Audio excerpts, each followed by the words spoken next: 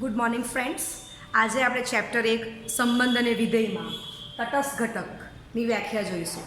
તટસ્થ ઘટકને ઇંગ્લિશમાં આઇડેન્ટિટી એલિમેન્ટ કહેવાશે. જો આપેલ દ્વિક્રિયા star from A cross A to capital A માટે કોઈ ઘટક E belongs to capital A અસ્તિત્વ ધરાવે કે જેથી A star E is equal to A is equal to E star A, જ્યાં for all A belongs to capital A પણ capital A કેવો હોવો જોઈએ? Not equal to 5. તો ઘટક E અને E પણ સામે આવેલો હોય તો કે કેપિટલ A માં, એટલે તો ઘટક E ને દ્વિક્રિયા સ્ટાર માટેનો તટસ્થ ઘટક કહે છે. ઓકે, હવે તમે જો કે પહેલું જ વાક્યમાં તમે સ્ટાર્ટ કરશો તો શું આપ્યું છે? દ્વિક્રિયા. ઇટ મીન્સ કે સ્ટાર દ્વિક્રિયા તો હોવી જ જોઈએ. પછી બીજું વાંચો તો A star E is equal to A is equal to E star A. It means કે સમક્રમી પણ હોવી જ જોઈએ. બરાબર? તો આગળ વાંચો તો for all A belongs to capital A not equal to 5, તો ઘટક E belongs to capital A ને દ્વિક્રિયા સ્ટાર માટેનો તટસ્થ ઘટક કહે છે. ઓકે, હવે તમને બેઝિક નોલેજ છે. દેખાશે? લખીશ તો કે 5 + 0 તો બરાબર 5 જ થવાનું છે. ઓકે, ચાલો. તો આપણને ખબર છે કે સરવાળામાં તટસ્થ ઘટક 0 જ આવવાનો છે. અહીંયા આપણે આ દાખલાથી સમજીએ. ચાલો, તો પહેલો એક દાખલો એક્સ્ટ્રા લાવું છું. Star from Z cross Z to capital Z A star B is equal to A plus B માટે તટસ્થ ઘટક શોધો. ચાલો, તો A star B is equal to A plus B છે. For all A, B belongs to Z. હવે A star E, B ને બદલે E મૂકી દો તો ઇઝ ઇક્વલ ટુ શું થશે? વ્યાખ્યા A પ્લસ E. પછી હવે E સ્ટાર A લેવાનું છે. બરાબર? તો B ને બદલે E તો મૂક્યા. ઓકે, B સ્ટાર A માં આપણે B ને બદલે E મૂકી દીધા તો E star A is equal to E વત્તા E. આ E સામા હોવો જોઈએ? બિલોંગ્સ ટુ Z માં. ચાલો, તો A વત્તા E is equal to E વત્તા A. આ તમે જે સરવાળો કરો છો એ સામા આવે છે? A વત્તા E બિલોંગ્સ ટુ Z છે જ ને. A વત્તા E તે જ કોણ છે? E વત્તા A. બરાબર છે? માટે આ બંનેની વેલ્યુ સરખી છે, બિલોંગ્સ ટુ Z આવે જ છે. માટે સ્ટાર A સમક્રમી દ્વિક્રિયા છે. ઓકે, માટે A સ્ટાર E પ્લસ ને બદલે સ્ટાર મૂકી દીધું, પ્લસ ને બદલે સ્ટાર મૂકી દીધું અને ઇઝ ઇક્વલ ટુ એ જ જવાબ છે. આપણી વ્યાખ્યા પરથી મૂક્યું, આ વ્યાખ્યા લખી દીધી. ચાલો, વેલ્યુ મૂકી દો. A વત્તા E is equal to A લેવ અથવા તો E વત્તા A is equal to A લેવ. બંને પરથી જવાબ તો તમને સરખો જ મળવાનો છે. E બરાબર 0. બરાબર ને? 0 બિલોંગ્સ ટુ Z છે જ, માટે સરવાળા માટેનો તટસ્થ ઘટક 0 છે. બરાબર છે? ઓકે, તો આપણે અહીંયા શું કરી ગયા કે અહીંથી જ આપણે જોઈ લીધું કે બિલોંગ્સ ટુ Z તો આ બંને વેલ્યુ છે, દ્વિક્રિયા છે. તો આપણે જોયું કે સ્ટાર દ્વિક્રિયા છે તો જ આપણે આગળ ગયા. સ્ટાર A સમક્રમી દ્વિક્રિયા છે તો જ આપણે આગળ ગયા. ને સમક્રમી છે અને આપણે જે E શોધી કાઢ્યો એ સામા આવી ગયો. E belongs to capital A not equal to 5, તો અહીંયા A ઇક્વલ ટુ કોણ છે? Z. બરાબર? તો આપણે E ને શું કીધું? સરવાળા માટેનો તટસ્થ ઘટક, અને તે કેટલો મળ્યો આપણને? 0. ખ્યાલ આવી ગયો? ઓકે, આજે આપણે બીજી વ્યાખ્યા વ્યસ્ત સંપન્ન ઘટક, વ્યસ્ત ઘટક જેને ઇંગ્લિશમાં ઇન્વર્સ એલિમેન્ટ કહેવાશે, એની વ્યાખ્યા જોઈશું. A નોટ ઇક્વલ ટુ 5 માં એકમ ઘટક E વાળી દ્વિક્રિયા star from A cross A to capital A આપેલ છે. જો કેપિટલ A માં એવા ઘટક સ્મોલ b નું અસ્તિત્વ હોય કે જેથી A star B is equal to E is equal to B star A થાય તો એના ઘટક સ્મોલ a ને વ્યસ્ત સંપન્ન ઘટક અથવા વ્યસ્ત ઘટક કહે છે. B ને A નો વ્યસ્ત કહે છે. તો B is equal to A inverse દ્વારા એને સંકેતમાં દર્શાવશે. હવે એક દાખલો આપણે એક્સ્ટ્રા લઈએ છીએ. આગલો જ દાખલો છે પણ એમાં હું શું લખી દઉં છું કે વ્યસ્ત ઘટક શોધો. ચાલો, તો ફરીથી વ્યાખ્યા સમજીએ કે પહેલું જ આપણને શું કીધું કે E ઘટક વળી દ્વિક્રિયા હોવી જોઈએ કે જેમાં ઘટક E મળે છે. તો ઘટક E ક્યારે મળ્યો? તો કે પહેલું સ્ટાર દ્વિક્રિયા હશે જ, દ્વિક્રિયા છે જ, માટે આપણે સમક્રમી છે એ ચેક કર્યું તો સમક્રમી પણ થાય છે. બરાબર, અને એના પરથી આપણે ઈ બિલોંગ્સ ટુ કેપિટલ એ લાવ્યા, જે એક અને માત્ર એક જ મળે છે. બરાબર, તો તટસ્થ ઘટક આપણને મળ્યો. ઇટ મીન્સ કે અહીંયા એમ કહેવા માંગે છે કે વ્યસ્ત ઘટક શોધવો હોય તો સ્ટાર માટેનો તટસ્થ ઘટકનું અસ્તિત્વ હોવું જ જોઈએ. એટલે આ એક વાક્યમાં એ આવી જાય છે આગલી વ્યાખ્યા. ઓકે, એટલે તટસ્થ ઘટકનું અસ્તિત્વ છે જ. આગળ વાંચો. ગણ એમાં એવો ઘટક b નું અસ્તિત્વ હોય કે જેથી a star b is equal to e is equal to b star a. ફરી પછી સ્ટાર સમક્રમી બતાવેલી છે.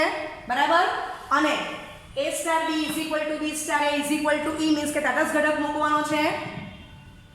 તો એ કેપિટલ a ના ઘટક સ્મોલ a ને વ્યસ્ત સંપન્ન ઘટક કહે છે. કોનો? સ્મોલ b નો. બરાબર છે. ઓકે, ચાલો તો ફરી પાછો આપણે આગળ દાખલો ગણવાના છીએ. વ્યસ્ત ઘટક કીધું.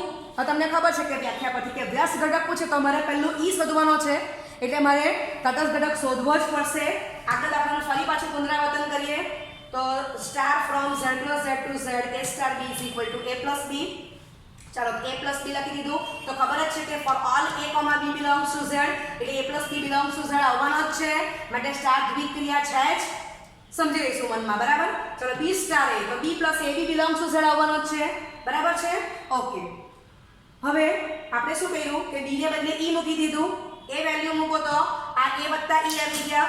હજી ના સમજ પડતી હોય તો a ને બદલે 5 મૂકી જાઓ તો 5 + e. બરાબર છે. આ કોની વેલ્યુ આવી ગઈ? 5 સ્ટાર e. અને પછી e સ્ટાર 5 લઈ લો તો એ e + 5 આવી ગયા. બરાબર છે. ઓકે, ચાલો હવે અહીંયા આપણે જોયું કે બંને વેલ્યુ a + e કે e + a સરખી જ આવવાની, સરવાળો છે એટલે કોઈ પણ બે સંખ્યાનો સરવાળો સરખો જ આવવાનો છે. ક્રમનો નિયમ સાચો છે. તો આપણે એમ કહી દીધું કે ભાઈ સરખી જ વેલ્યુ છે, બિલોંગ્સ ટુ z છે જ, માટે સ્ટાર સમક્રમી છે. ની સમજ પડતા એક્ઝામ્પલ લેવાનું છે તમારે. ઓકે, ચાલો અને પછી આપણી વ્યાખ્યા શું કહે છે એ મૂકી દો. તો અહીંયા લખેલી જ છે. આ કિંમત મૂકી દીધી. કોઈ પણ બેને કમ્પેર કરો. a + e = a લેવો અથવા e + a = a લઈ લો તો e = 0 આવી ગયા. અથવા અહીંયા જોયું તો એની વેલ્યુ અહીંયા 5 મૂકી દેવું. ની સમજ પડે તો a = 5 લઈ લો અહીંયા. ક્લિયર? ચાલો તો e = 0 આવી ગયો. પણ 0 પણ સામા આવવો જોઈએ? બિલોંગ્સ ટુ કેપિટલ a વ્યાખ્યા પ્રમાણે. તો અહીંયા કેપિટલ a ની વેલ્યુ પણ આપેલી છે કેપિટલ z. તો e ની value 0 A belongs to z માં છે જ, માટે સરવાળા માટેનો તટસ્થ ઘટક 0 છે. રાઈટ? ચાલો હવે આપણે આ જોવાનું છે કે a star b is equal to e is equal to b star a. આ થવું જોઈએ. તો આપણને ખબર જ છે કે સ્ટાર એ સમક્રમી છે જ. આપણે b ની વેલ્યુ લઈને બતાવ્યું જ છે. માટે a star b is equal to a + b છે. ઓકે, અને b star a is equal to b + a. એમ તો આગળ બતાવ્યું છે, છતાં પાછા લખી દઈએ છીએ. ઓકે, ચાલો હવે a star b is equal to e લઈ લો અથવા તો b star a is equal to e કોઈ પણ એક લઈ લો. તો a + b અને e ની વેલ્યુ કેટલી આવી ગઈ? 0. બરાબર, અથવા આ બાજુ મૂકો b + a = 0. બરાબર છે. આ કોઈ પણ સાદુરૂપ લખો કે સાદુરૂપ શું આવવાનું છે તો કે b = -a. બરાબર, ઇઝ ઇક્વલ ટુ સંકેતમાં કહેવાશે a ઇન્વર્સ. સમજાઈ ગયું? ઓકે, ચાલો તો જે સરવાળા માટેનો વ્યસ્ત ઘટક દર્શાવે છે. બરાબર છે. ઓકે,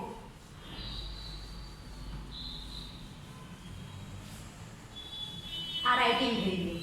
હવે આ દાખલો મને MCQ માં પૂછેલો છે. તો તમારે આટલી જ વસ્તુ મગજમાં રાખવાની છે કે કોઈ પણ સંખ્યાને માં 0 ઉમેરો તેની તે સંખ્યા. તો કોઈ પણ સંખ્યામાં હું 5 પસંદ કરું છું. 5 અને 0 એ z માં જ આવેલા છે. ક્લિયર? સરવાળા માટે છે એટલે. અને તમને ખબર છે કે 0 + 5 બી 5 જ થવાનું છે. સમજાય છે? તો આના પરથી હું વ્યાખ્યા લખી શકું. પ્લસને બદલે સ્ટાર મૂકી દો, આ a મૂકી દો, આ e મૂકી દો. તો આના પરથી તમને વ્યાખ્યા પણ યાદ રહી જાય છે. આ વ્યાખ્યા યાદ રહી ગઈ. For all A belongs to, તો વ્યાખ્યાની ભાષામાં capital A, E belongs to capital A, વ્યાખ્યાની ભાષામાં કોમન. આ દાખલામાં એની વેલ્યુ ઝેડ છે. ક્લિયર? તો આ પાંચમા છઠ્ઠાના બેઝિક નોલેજ પરથી મને આ વ્યાખ્યા યાદ રહી જાય છે. પછી આપણે શું કર્યું? તો આપણે વ્યસ્ત ઘટક શોધ્યો, તટસ્થ ઘટક શોધાઈ ગયા પછી તો એકદમ સાદી સમજ કે એક સંખ્યા મેં 5 પસંદ કરી, તો 5માં હું કઈ સંખ્યા ઉમેરું તો જવાબ તમારો e બરાબર 0 આવી જાય. તમારો જવાબ અહીંયા e બરાબર 0 આવેલો છે સરવાળા માટે. બરાબર છે? ઓકે. તો ખબર જ પડે કે -5 ઉમેરું તો જ 5 વત્તા -5 બરાબર 0 આવવાનો છે. ક્લિયર? હવે આને જો આમ લખી શકો, જરા આમથી લખીએ, e is equal to 0 is equal to -5 + 5 વંચાય છે. ઓકે. હવે કોમન જાઓ માટે આ a થઈ ગયો, પ્લસને બદલે સ્ટાર મૂકી દો. આ b થઈ ગયો, 0 ની વેલ્યુ e છે. થઈ ગયું? તો પાંચમા છઠ્ઠાના બેઝિક નોલેજ પરથી મને વ્યાખ્યા યાદ રહી ગઈ. આ બે જ વ્યાખ્યા યાદ રાખવાની છે. સમજાય છે? ઓકે. તો દાખલો આપણે એક જ લીધો, એમાં તટસ્થ ઘટક શોધ્યો, એમાં જ વ્યસ્ત ઘટક શોધી ગયા. તો આટલા દાખલા પરથી આપણે એનાલિસિસ કરી શકીએ. સ્ટાર એ દ્વિક્રિયા છે, તો આગળ જાઓ. સ્ટાર સમક્રમી દ્વિક્રિયા છે, આગળ જાઓ. સ્ટાર માટે તો સ્ટારની વેલ્યુ આપણી ઓકે જનરલ લખીએ છે. સ્ટાર માટે તટસ્થ ઘટક e નું અસ્તિત્વ છે, which implies સ્ટાર માટે વ્યસ્ત ઘટક મળે જ શબ્દ યુઝ કરું છું. આ જો હશે તો એ મળવાનું જ છે. બરાબર છે? ઓકે. બીજો એક દાખલો લઈએ અને સમજીએ. બીજો એક દાખલો લઈશું અને એના ઉપરથી આપણે જોઈએ કે તટસ્થ ઘટક અને વ્યસ્ત ઘટક સ્ટાર માટે મળે છે કે નહીં. તો એક દાખલો એક્સ્ટ્રા છે. Star from n cross n to capital N a star b is equal to a plus b માટે તટસ્થ અને વ્યસ્ત ઘટક અસ્તિત્વ ધરાવે તો મેળવો. તો star from n cross n to capital N a star b is equal to a plus b. તો આપણને સમજાય છે કે for all a, b belongs to n છે એટલે એના સરવાળા n માં જ આવવાનું, માટે સ્ટાર દ્વિક્રિયા છે. બરાબર? ઓકે. હવે આપણે આ ચેક કરીએ કે સમક્રમી છે કે નહીં. જો થઈ જાય તો પછી આ વ્યાખ્યાનો આપણે ઉપયોગ કરશું. તો a star e is equal to a plus e, e star a is equal to e plus a. બરાબર? સરવાળા માટે ક્રમનો નિયમ સાચો છે. આ બંને સંખ્યા n માં આવેલી છે. a પ્લસ e અને e પ્લસ a n માં આવેલી છે. માટે a star e is equal to e star a થાય છે. માટે સ્ટાર સમક્રમી દ્વિક્રિયા છે, તો જ હું આગળ જવાની. હવે આ વ્યાખ્યાનો ઉપયોગ કરું. ચાલો વેલ્યુ મૂકી દીધી એટલે a plus e is equal to e plus a is equal to a. કોઈ પણ કમ્પેર કરો, a પ્લસ e સાથે a લેવ અથવા તો e પ્લસ a સાથે તમે a લઈ લો તો બંનેનો સાદુરૂપ શું આવશે? બંનેના પરથી e ઇઝ ઇક્વલ ટુ 0, જ્યાં for all a belongs to capital N. પરંતુ તમને ખબર છે દીકરાઓ કે e equal to 0 A capital N માં આવેલો નથી. e equal to 0 capital N માં નથી, માટે સ્ટારનો તટસ્થ ઘટક મળશે નહીં. તો આ દાખલામાં આપણે શું જોઈ ગયા કે સ્ટાર દ્વિક્રિયા છે, સમક્રમી પણ થઈ ગઈ, એની વેલ્યુ પણ મળી, પણ તે આપણને જે ગણ આપેલો છે એમાં મળતી નથી. ચાલો હવે આપણે જોવાનું છે કે e મળતો હોય તો જ a star b is equal to e is equal to b star એનો ઉપયોગ કરશું, કારણ કે e આપણને મળવો જોઈએ. અહીંયા e મળતો જ નથી, માટે આપણને ખબર પડે કે વ્યસ્ત ઘટક પણ મળવાનો નથી. બરાબર છે? ઓકે. તો આ દાખલામાં હું આમ લખી શકું અને પછી આપણે એનાલિસિસ કરવું હોય તો કે સ્ટાર a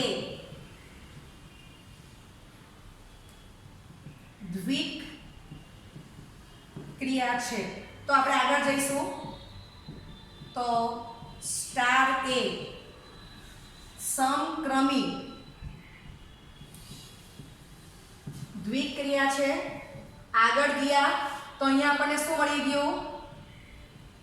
તટસ્થ ઘટક e does not belongs to capital A વ્યાખ્યા પ્રમાણે દાખલામાં કેપિટલ A ની કિંમત કોણ આપેલી છે? Capital N. બરાબર નથી. તટસ્થ એટલે આપણે શું કીધું હોવાથી. આ દાખલાનો એનાલિસિસ કરીએ છીએ. તટસ્થ ઘટકનું અસ્તિત્વ નથી. હવે તટસ્થ ઘટક મને મળતો જ નહીં હોય તો a star b is equal to e is equal to b star. એમાં હું એની કઈ વેલ્યુ મૂકવાની કે જેથી મને એને b નો વ્યસ્ત કોઈ પણ એકનો મળે, a નો વ્યસ્ત b અથવા b નો વ્યસ્ત a મળે ન મળે, કારણ કે એની વેલ્યુ જ નથી મળતી. તો દાખલો ગણ્યા વગર મને સમજ પડે કે માટે વ્યસ્ત ઘટકનું અસ્તિત્વ નથી. બરાબર છે? ઓકે, તો આપણે બીજો દાખલો એક એક્સ્ટ્રા લઈએ.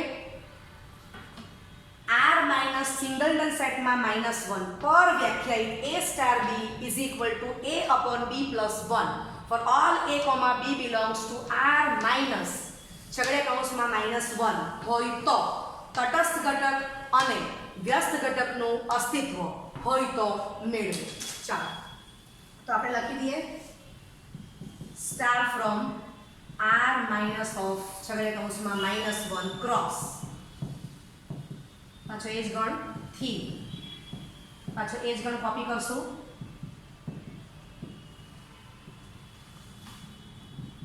a star b is equal to a upon b plus 1. બરાબર છે?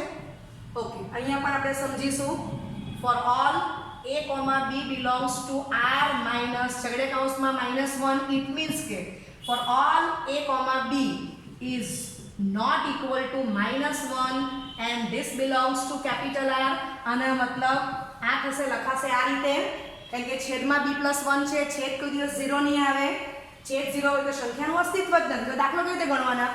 ઓકે, ચાલો તો આપણને એટલું સમજાય કે આ વેલ્યુ એ આમાં આવેલી જ છે.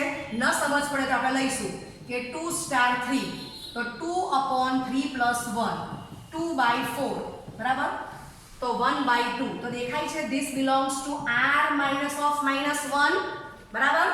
માટે સ્ટાર a દ્વિક્રિયા છે, દ્વિક્રિયા છે તો જ હું આગળ જઈશ. આગળ જઈએ તો હવે આપણે લખીએ b star e. a star b તો a અંશમાં આવશે એ છેદમાં b પ્લસ 1. હવે b સ્ટાર a છે એટલે b અપોન a પ્લસ 1. તો અહીંથી જ મને સમજ પડ્યા કરે છે કે આ વેલ્યુ આમાં તો આવવાની જ છે. બરાબર. ચાલો ફરી પાછું ના સમજ પડે તો વેલ્યુ મૂકી તો 3 upon 2 plus 1 3/3 is equal to 1. This belongs to r minus છગડે કૌંસમાં -1 બરાબર છે.